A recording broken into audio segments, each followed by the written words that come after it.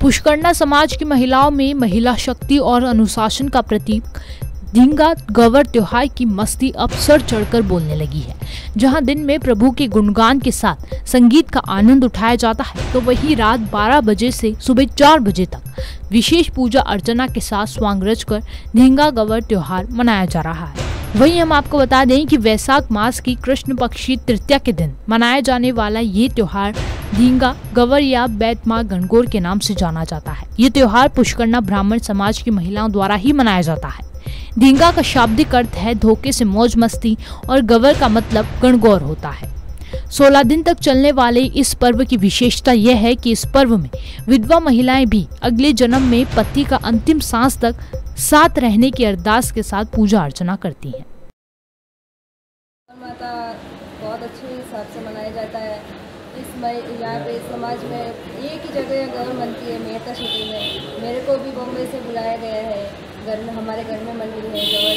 तो यहाँ बाकी सब जगह अलग अलग जगह गौर बनती है, लेकिन एक मेहता सिटी ऐसा शहर है जो यहाँ पे सिर्फ एक ही जगह गौर बनती है। जितने भी पुष्करना समाज के सभी महिलाएं हैं, सब एक जगह एकत्रित होती है गौर पूजने के लिए, और सब धूमधाम से मनाते हैं। चाहे होली हो चाहे दिवाली हो, बहुत अच्छा उत्सव होता है। लेकिन हमारे गौर का तो इससे भी अच्छा होता है। एक साल के लिए सब ऐसा वेट करते हैं कि कब गौर आए, कब हम वापस एकत्रित होएं, कब हम ऐसे मनोरंजन करें। ऐसा कभी ऐसा पर्व हुआ नहीं है कि कभी भी, मतलब इनको सब इतना परेशान होता है कि कब आएगी कब आएगी कब आएगी। बहुत खुशी होती है जब मिलना होता है, तब यही बात। पर आप युवा हैं, पढ़े लिखे हैं, आप बॉम्बे में रहते, हम आपसे जानना चाहेंगे कि इस गौर माता में हमेशा लोग गौर माता कहते हैं, पर आपके यहाँ धींगा गौर क्यों कहते हैं?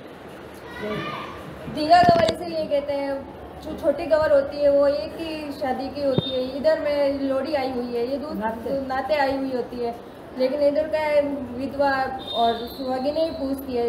कवारी करने ऐसे इसलिए पूछती है जिनकी शादी नहीं हो रखी है, उनको ऐसा थोड़ा सा छेटा दिलाते हैं कि भाई आप करें नेक्स्ट टाइम में ऐसे शादी हो। लड़कों के लिए ऐसा है कि जब उनकी शादी नहीं हो रही है तो उनको रात को राती जोगा होता है, तब उनको बेत मार के मारते हैं, तो बोला कि अगले साल उनका भी शादी विवाह होगा। और राती जोगा में इतना मनोरंजन होता है, आधी रात को हम लोग बाहर घूमते हैं, कोई हमें रोक टोक करता नहीं है, सब इतना एंजॉय लेते हैं। जो भी सामने आता है सबको बैठ पड़ती है। कोई पर लोगों में ये मानता है, बताया गया है कि ब्राह्मणों में दूसरी शादी नहीं होती है, नाता प्रता नहीं होता है। फिर आप यहाँ नाते की गौर को धींगा गौर के रूप में क्यों पूछते हैं? इसके पीछे क्या कारण है? इसके पीछे बस एक ही कारण है, जो मैं भी यही सुनती आई हूँ, ये धींगा गवर है, ये नाते की आई हुई है। लेकिन हमारे अब होने लग गया ऐसा समाज में, जब छोटी छोटी लड़कियां ऐसे विडोल हो जाती है तो उनको भी अब नेक्स्ट टाइम ऐसा दे देते हैं कि अभी उनकी भी शादी कर सकते हैं। हमारे आप बॉम्बे से मेड़ता जब आए हैं धींगा गौर में भाग लेने के लिए, तो आपके मन में किस प्रकार के भाव है, आप क्या कहेंगे? मेरे मन में बहुत उत्सुक है कि मेरे घर पे गौर मंडी है। मैं तो पहले जब ये मनने वाली थी उससे पहले ही मैं आ गई, मतलब मैं एंजॉय करना है, एंजॉय। हमारे ऐसा था कि माँ सती माता का 3 दिन का अख्तर रहता है, तो हम उसमें इन्वॉल्व नहीं हो सकते। हम पाचन से स्टार्ट हो सकते हैं पूजने के लिए, दर्शन के लिए। छोटी गवर का हमारे वो होता नहीं है प्रोग्राम, तो इसको हम धूमधाम से, भले मैं पूछती नहीं हूँ लेकिन मैं आई मनोरंजन के लिए। अच्छा मज़ा है मेरे को दिखना चाहिए, मैं सबको दिखा सकूँ। मैं बाहर से आई हूँ लेकिन मैं भी इतना एंजॉय कर रही हूँ। मैं ऐसा महसूस नहीं होने देती हूँ कि मैं बाहर से आई हूँ, मैं यहीं की लगती हूँ सबको। पर ये लोगों का ये मानना है कि लड़कियों को रात को बाहर नहीं जाना है, मगर इस गौर में लड़कियों को बाहर जाने की इजाज़त जो मिलती है, उसको लेकर आप क्या कहेंगे?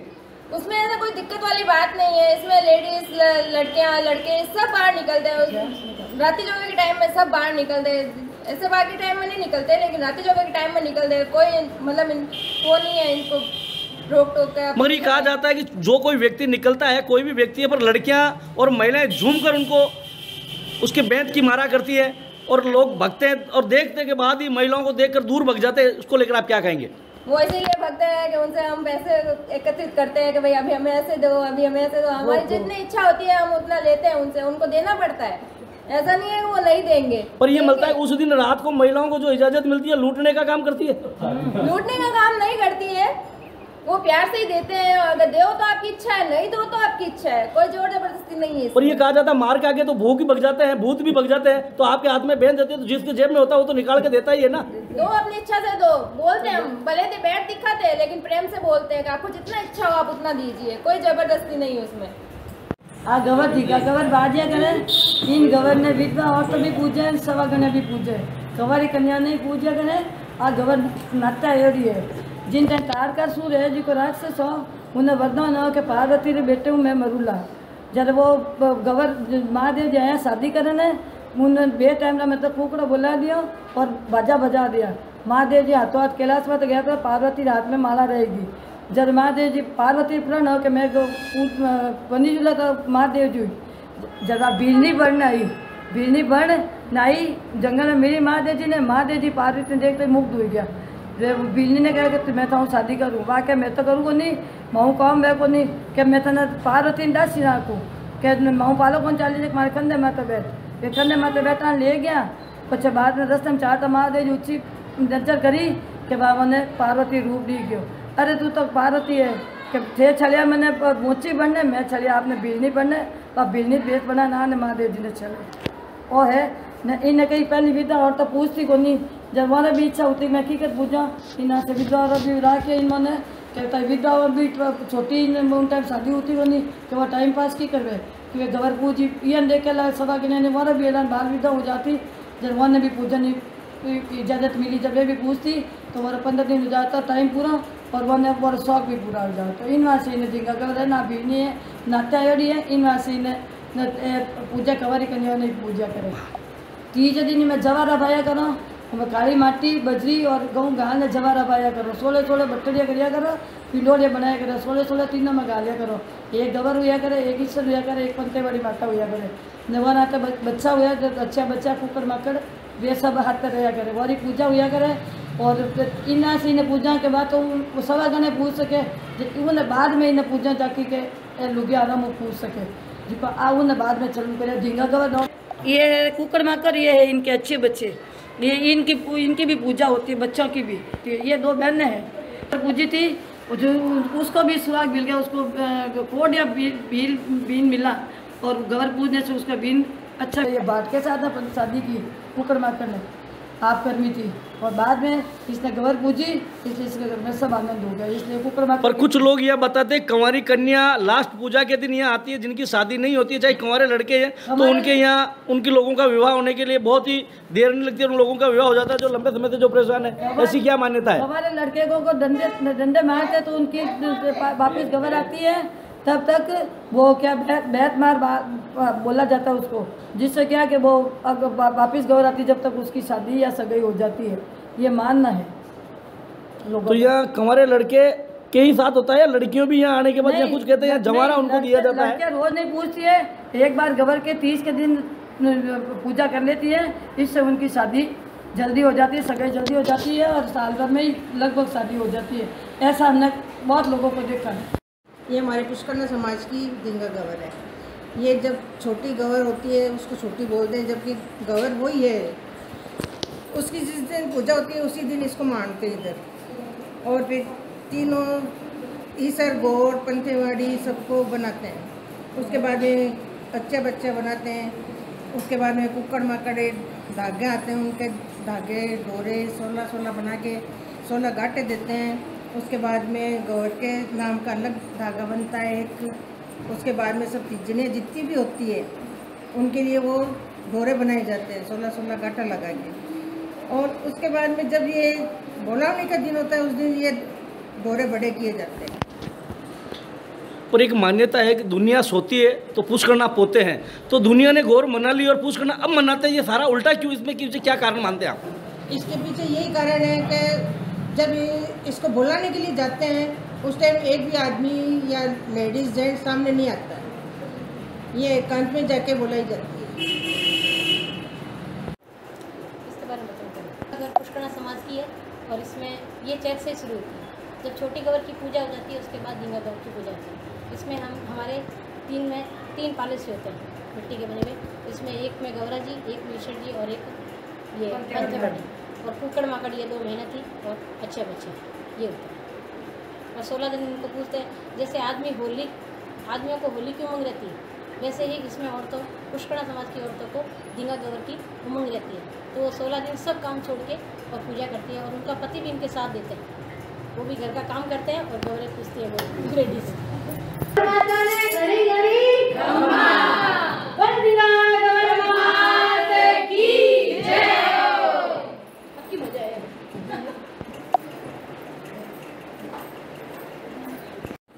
पुष्करना समाज में धींगा गौर की जो पूजा होती है, ये धींगा क्या चीज़ है, धींगा ही नाम क्यों रखा गया, इसके पीछे क्या कारण है? ये मारवाड़ी में कहावत है धींगाणी, जो भगवान शंकर के धींगाणी बहू आई थी। ये किस रूप में आई, इसको कैसे मानते हैं ये धींगाणी आई हुई है? पार्वती के रूप में। नहीं तो ये इसके पीछे क्या लॉजिक है, क्या कहानी है, या आपके? जब पार्वती जी एक बार रसोई में खाना बना रही थी तो शिव जी ने एक पुतला बनाया सुंदर और उसको खूंटी पे टांग दिया। तो जैसे ही वो पिघलने लगी तो पार्वती जी ने कहा कि अरे भाई ये पिघल रही है और ये सचमुच की अगर गौर बन गई तो मेरे साथ आ जाएगी। तो फिर ये इनको भी चैत का महीना आते ही वो गौर पूजने के लिए पीहर जाना था। तो वो वहाँ से पीहर जाने की तैयारी करने लगी तो शिव जी तो बहुत भांग पीते थे। तो शिव जी ने कहा कि भाई पार्वती जी हमारे लिए आप पीहर जा रहे हो गौर पूजन के लिए, लेकिन आप हमारे लिए खाने पीने की व्यवस्था करके जाना और बूटी की व्यवस्था कर जाना। तो सभी के पास गई पार्वती जी, ब्रह्मा जी के पास गई, ब्रह्माणी के पास गई, सूर्याणी के पास गई। तो सब ने मना कर दिया कि हम आपकी हेल्प नहीं कर सकते, क्योंकि खाना तो कोई भी बना देगा, लेकिन जो आपके शिव जी बूटी भर भर के पीते वो कौन बनाएगा। तो उस समय ये जो पुतला बनाया था शिव जी ने, तो वो पुतला उठा के वापस लाई और उसने कहा कि अरे भाई तू मेरा ये हेल्प कर दे तो मैं तेरे को इतनी अच्छी से बुझाऊँगी कि मेरे को तो लोग नीचे बैठ के पूजेंगे और तेरी इतनी मान्यता होगी, इतनी पूजा होगी कि तेरे को इतना सुंदर स्वरूप बना के दीवार पे सजाएंगे। इस प्रकार ये धींगा गौर पूजी।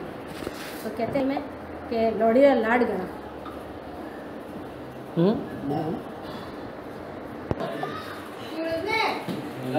ये गौर मैंने अपने लंबे सुहाग की उम्र के लिए जो गौर माता की जो पूजा करती है तो उनका एक अलग ही होता है, गौर गौर गोमती ईश्वर पूजे पार्वती। तो आप किस प्रकार, आप भी यही बोलते हैं, आपके यहाँ किस प्रकार की क्या है? नहीं, हमारी ये समाज में अलग चीज, इसमें बोलता है पहली पूजू गवर ने, पच्चे पूजू सूरज ने, गवर गवर कुकू बरनी, रानी पूजे राग ने, मैं पूजा सुहाग ने, राणा जी तो राज दीजो, गवर सवाग दीजो, दोखी री नन दोखी टाणे, काजल टिकी अखी रात है, मैं नहीं जाऊँ हमारी गवर माता जाऊँ। ये गवर 16 दिन पूजी जाती है। इसको धींगा गौर इसलिए बोलते हैं कि ये इसमें क्या सब स्वांग करते हैं और कुछ मतलब नाच कूद भी कुछ करते हैं और कुछ अजीब सा ही होता है, इसलिए इसको धींगा गौर कहते हैं। और ये नाते आई हुई है इसलिए इसको धींगा गौर भी कहते हैं। और ये गवर जब सूरज भगवान ने अपनी रानी को छल्ला था मोची बनकर, तो वापिस भगवान ने नहीं गवर माता ने वापिस बीरनी बनकर महादेव जी को छल्ला, ये भी मान्यता है। और ये भी मान्यता है कि तारकासुर राक्षस उसको वरदान था कि मैं तेरी मृत्यु पार्वती के बेटे कार्तिक से होगी। तो उसने बोला कि अब कार्तिक में पार्वती की शादी भी नहीं होने दूँ तो उससे बेटा कैसे होगा, इसलिए उसने दे तो मैं ये फूकड़ा बुला दिया और बाजे बजा दिए।